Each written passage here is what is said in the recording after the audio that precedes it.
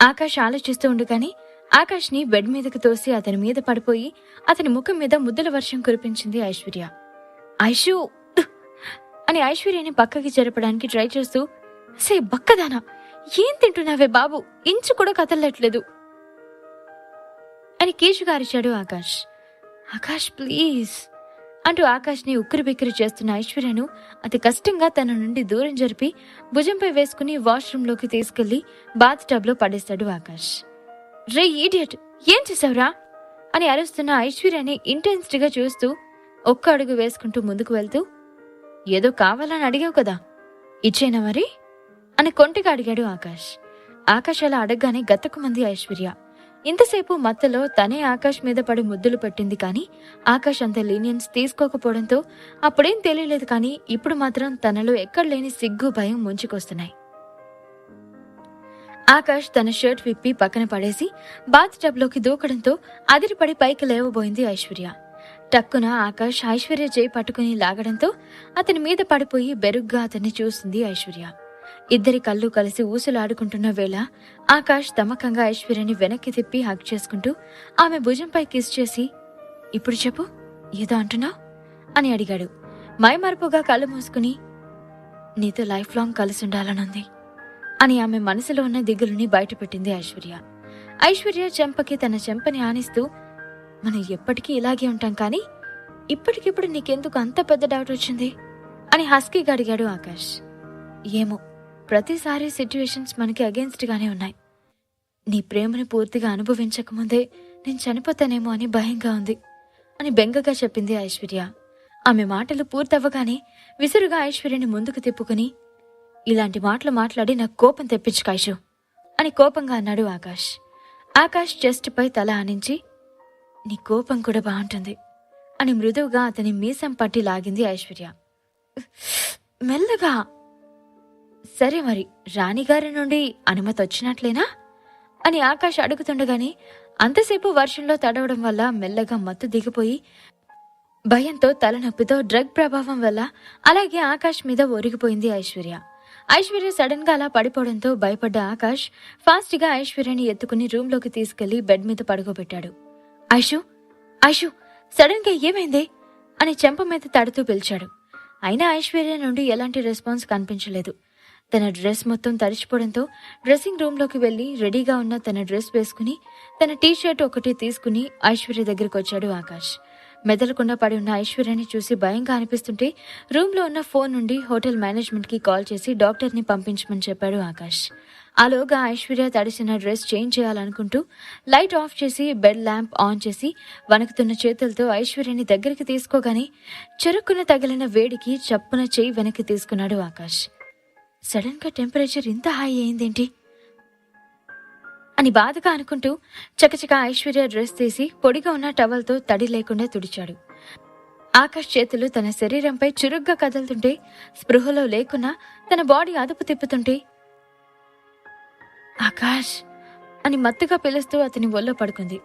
ఆకాష్ నడుం చుట్టూ చేయి వేసి అతని బొజ్జులో తల దూర్చేసింది ఐశ్వర్య.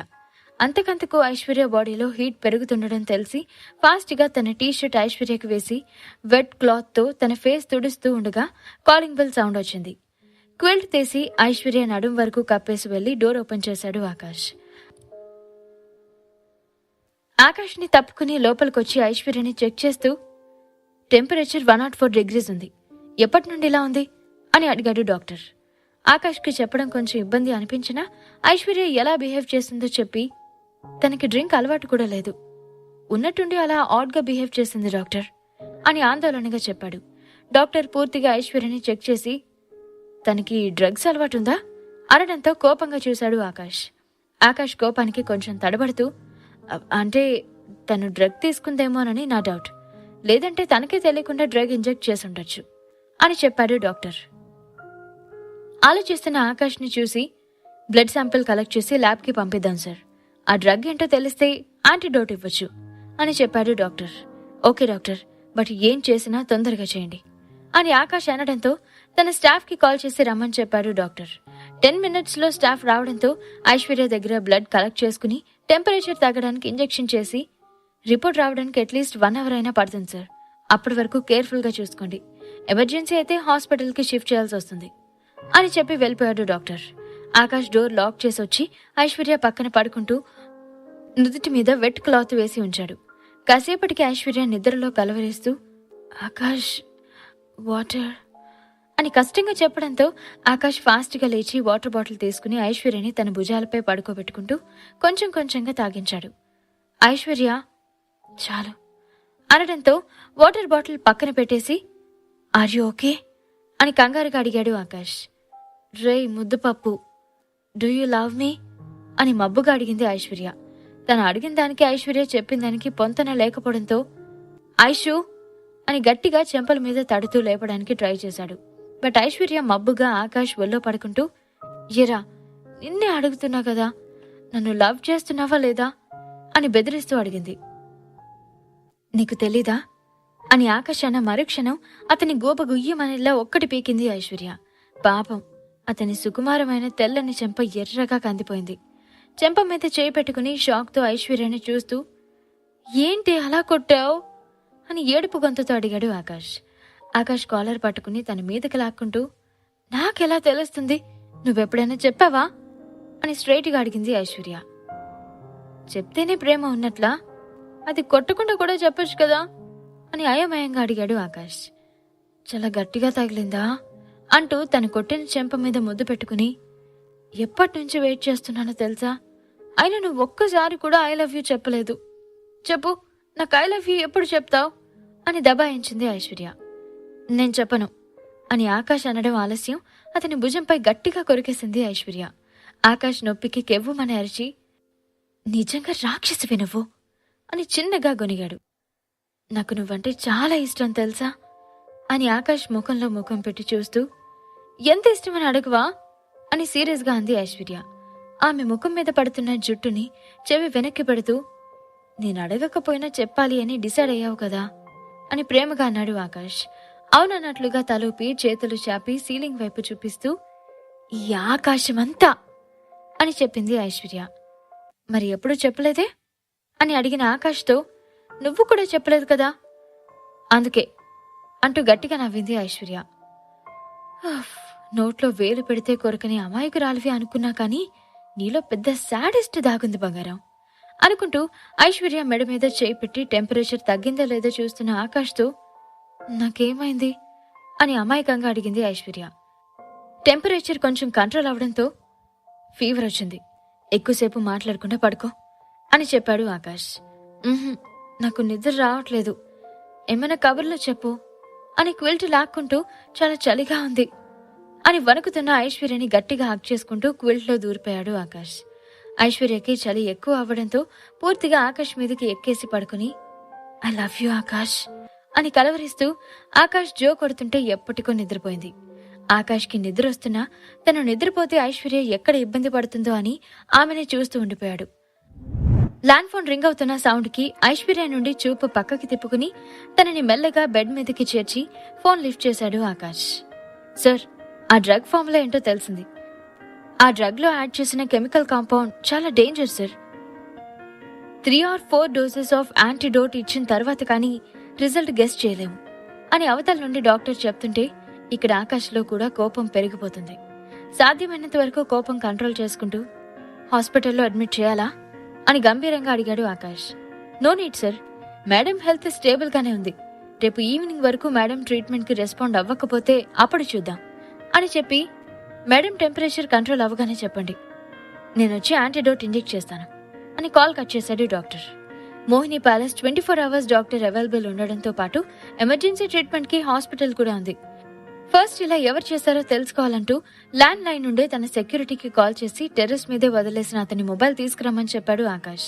ముడుచుకుని పడుకున్న ఐశ్వర్య నుదుటి మీద ముద్దు పెట్టుకుని సైడ్ టేబుల్ మీద ఉన్న అలారం క్లాక్ లో టైం చూశాడు ఆకాష్. మార్నింగ్ 2 o'clock అవుతుండడంతో తల దిమ్ముగా ఉండడంతో కనతల నొక్కుంటూ రూమ్ బయటకు వెళ్లాడు ఆకాష్. 5 minutes తర్వాత సెక్యూరిటీ పర్సన్ వచ్చి ఆకాష్ కి మొబైల్ ఇవ్వగానే నైట్ పార్టీ జరిగిన ప్లేస్ లో సీటీ ఫుటేజ్ కావాలి అని సీరియస్ గా ఆర్డర్ వేశాడు. ఓకే బాస్, మార్నింగ్ కి మీ ముందుంటుంది అని వినయంగా చెప్తున్న అతనితో నో, 1 hour లో నా ముందుండాలి అని స్ట్రిక్ట్ గా చెప్పి ఫోన్ ఆన్ చేశాడు ఆకాష్. 1 hour అని సెక్యూరిటీ పర్సన్ తటపడాయిస్తుంటే ఏమైంది అని గట్టిగా అడిగాడు ఆకాష్. ఆకాష్ వాయిస్లో బేస్కి నథింగ్ సార్ అంటూ అతను వెళ్ళిపోయాడు. ఫోన్ ఆన్ అవ్వకపోవడంతో అసహనంగా ఉంది ఆకాష్కి. ఛ, టైంకి ఇది కూడా హ్యాండ్ ఇచ్చింది అని చిరాగ్గా అనుకుని రూమ్లోకి వెళ్ళగానే ఐశ్వర్య నిద్రలో గట్టిగా అరుస్తుండడం చూసి గాబరాగా ఆమె దగ్గరకు వెళ్లి ఆమె తలను ఒళ్ళో పెట్టుకుని మెల్లగా జో కొడుతుంటే ప్రశాంతంగా నిద్రపోయింది. ఐశ్వర్యని చూస్తూ అలాగే వెనక్కి బెడ్ రెస్ట్కి ఆనుకుని మెల్లిగా నిద్రలోకి జారుకున్నాడు ఆకాష్. మార్నింగ్ కాలింగ్ బెల్ సౌండ్కి ఉలిక్కిపడి నిద్రలో నుండి లేచి తన పక్కనే హాయిగా నిద్రపోతున్న ఐశ్వర్యని చూసి లేచి వెళ్లి డోర్ ఓపెన్ చేశాడు. ఆకాష్ డోర్ ఓపెన్ చేయగానే గుడ్ మార్నింగ్ బాస్ అని ఒక పెన్ డ్రైవ్ ఆకాష్కి ఇచ్చాడు. ఆకాష్ పెన్ డ్రైవ్ తీసుకుని అతన్ని చూస్తూ ల్యాప్టాప్ అరేంజ్ చేయగలవా అని నార్మల్గా అడగడంతో ష్యూర్ బాస్ అని వెళ్ళబోతున్న అతనితో అలాగే న్యూ మొబైల్ కూడా అని చెప్పి రూమ్లోకి వెళ్ళాడు. వాష్రూమ్లోకి వెళ్లి ఫ్రెష్ అయ్యి వచ్చిన ఆకాష్ స్వీటీకి చెప్పలేదు, కంగారు పడుతుందేమో అనుకున్నాడు. అప్పటికి ఐశ్వర్యకి టెంపరేచర్ తగ్గి బాడీ కూల్ అవ్వడంతో డాక్టర్కి కాల్ చేసి చెప్పాడు ఆకాష్. ఆకాష్ మిలీనియర్ అవ్వడంతో అతను కోరుకున్నది క్షణాల్లో అతని కాళ్ళ ముందు ఉంచుతుంది మోహిని ప్యాలెస్. అలాంటి బిగ్ షాట్స్ ని నెగ్లెక్ట్ చేస్తే వాళ్ళు చాలా నష్టపోతారని తెలుసు కాబట్టి చాలా కేర్ఫుల్ గా ఆకాష్ ని డీల్ చేస్తున్నారు. కాసేపటికి డాక్టర్ వచ్చి ఐశ్వర్యని చెక్ చేసి యాంటీ డ్రగ్ ఇంజెక్ట్ చేశాడు. ఇప్పటికైతే నో ప్రాబ్లం సార్, ఈవినింగ్ వరకు చూద్దాం అని చెప్పడంతో సరే అన్నట్లుగా తలూపాడు ఆకాష్. డాక్టర్ వెళ్ళగానే సెక్యూరిటీ పర్సన్ వచ్చి ఆకాష్ కి ల్యాప్టాప్ ఇచ్చి వెళ్లాడు. ఆకాష్ ల్యాప్టాప్ లోకి పెన్ డ్రైవ్ కనెక్ట్ చేసి పార్టీ జరిగిన టైం విజువల్స్ ప్లే చేశాడు. 40 minutes వరకు అంతా నార్మల్ గా ఉండడంతో ఇంకా ఫోకస్డ్ గా వీడియో చూశాడు ఆకాష్. ఎగ్జాక్ట్లీ 5 minutes తర్వాత వీడియోలో కనిపిస్తున్నది చూసి కోపంతో ఆకాష్ కళ్ళు ఎర్రగా అయ్యాయి. ఆకాష్ వీడియోలో ఏం చూశాడు? అతని కళ్ళు కప్పి అరవింద్ చేసిన దారుణాన్ని ఆకాష్ తెలుసుకుంటాడా? ఈ ప్రశ్నలకు సమాధానాలు తెలుసుకోవాలంటే నెక్స్ట్ ఎపిసోడ్ వినాల్సిందే. క్రింద ఇచ్చిన లింక్ ని క్లిక్ చేసి పాకెట్ ఎఫ్ఎం యాప్ ని ఇన్స్టాల్ చేసుకోండి. Stay tune to pocket FM.